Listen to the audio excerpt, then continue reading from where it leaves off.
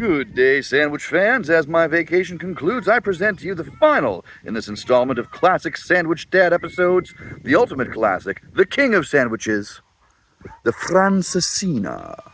Hailing from Portugal, down old South America way, just kidding. The story goes it was created by a Portuguese chef who spent some time in France, and this was his infinitely plussed up version of the Croque Madame. As you can see, we've got a lot to do, so let's get going.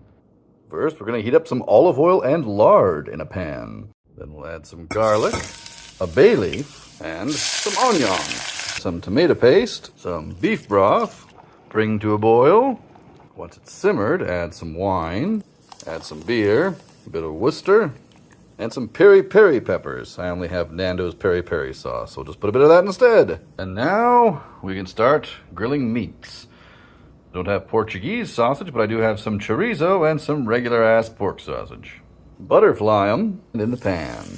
While those are cooking, let's tenderize the steak a bit. There we go. Season with some salt, pepper, and a little bit of lime. Plastic lime. And with our sausages done, into the pan. Flip. And then we rest. Then we take some ham, warm that up as well. Then we also need to fry an egg. Now we'll need a plate, some toast, and we can begin to assemble. Swiss cheese, ham, steak, chorizo, regular-ass pork sausage. Then we put the hat on. We put the egg on top.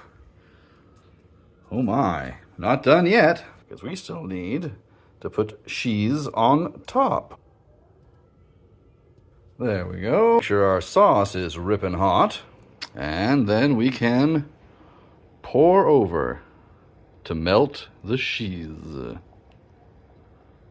And look at that.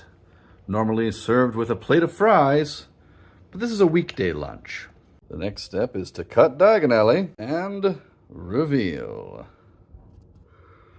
My goodness gracious me. Francesinha.